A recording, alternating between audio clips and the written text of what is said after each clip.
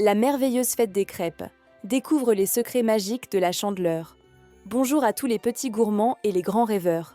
Bienvenue sur Contes Magiques, votre chaîne préférée pour les plus belles histoires. Aujourd'hui, nous allons découvrir ensemble les merveilleux secrets de la Chandeleur et de ses délicieuses crêpes.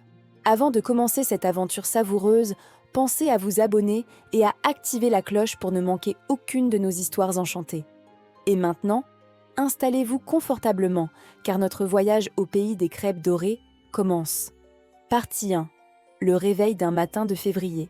Dans un petit village niché au creux des collines françaises, le soleil se levait doucement sur les toits couverts de givre.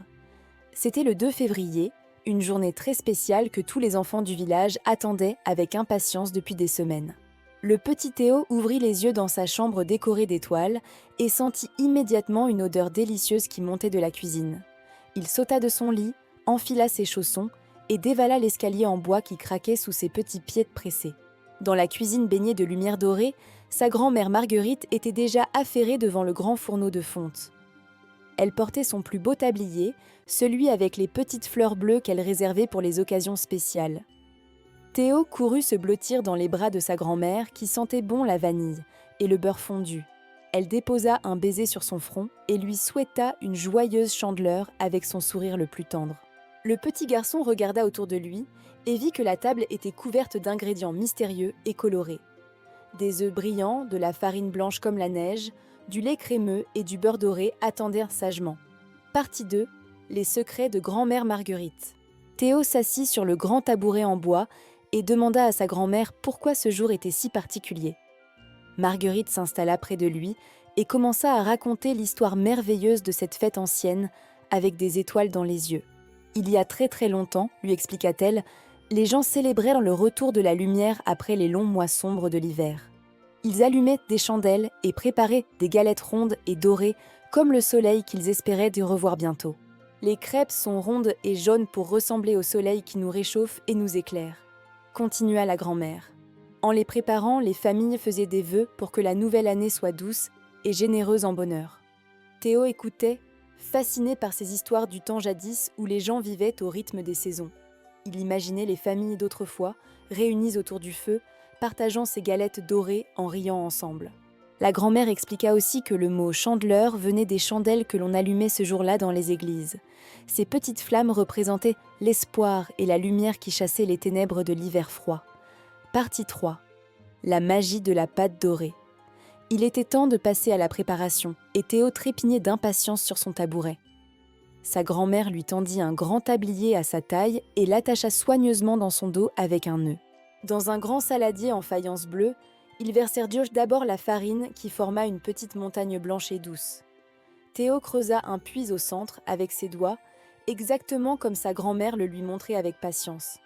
Ils cassèrent les œufs un par un, et Théo admira les jaunes brillants qui tombèrent dans le cratère de farine.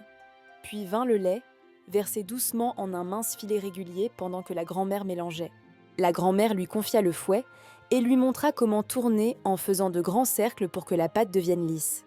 Théo mélangeait de toutes ses forces, sa langue tirait de concentration, et la pâte prenait vie sous ses yeux. Quand la préparation fut parfaite, sans le moindre grumeau, Marguerite ajouta une goutte d'eau de fleur d'oranger. Un parfum envoûtant s'éleva du saladier et Théo ferma les yeux pour mieux le savourer. Partie 4. Les traditions et les souhaits. Pendant que la pâte reposait, la grand-mère raconta à Théo les traditions amusantes qui accompagnaient la Chandeleur.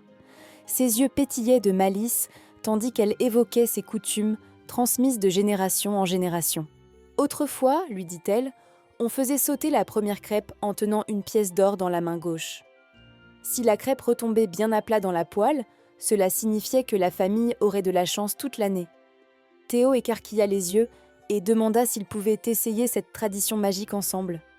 Sa grand-mère sourit et sortit d'un petit coffret en bois une pièce dorée et brillante qui avait appartenu à son propre grand-père. Elle expliqua aussi qu'il fallait faire un vœu au moment précis où la crêpe tournoyait dans les airs. Ce souhait secret, gardé au fond du cœur, avait toutes les chances de se réaliser si la crêpe atterrissait parfaitement. Théo réfléchit très fort au vœu qu'il allait formuler, un vœu rempli d'amour pour sa famille et ses amis.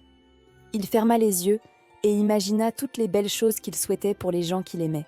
Partie 5. le festin du bonheur partagé. Le moment tant attendu était enfin arrivé et la grand-mère fit chauffer la grande poêle noire sur le feu.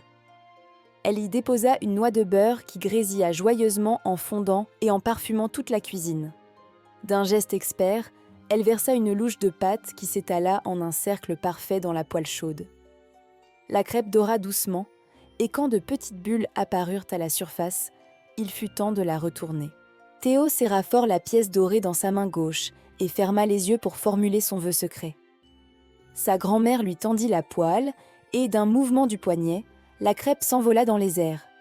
Elle tournoya comme une petite lune dorée et retomba parfaitement au centre de la poêle sous les applaudissements de joie. Théo sauta de bonheur, car son vœu allait sûrement se réaliser maintenant. Toute la famille se réunit autour de la grande table pour déguster les crêpes avec du sucre, de la confiture et du miel doré.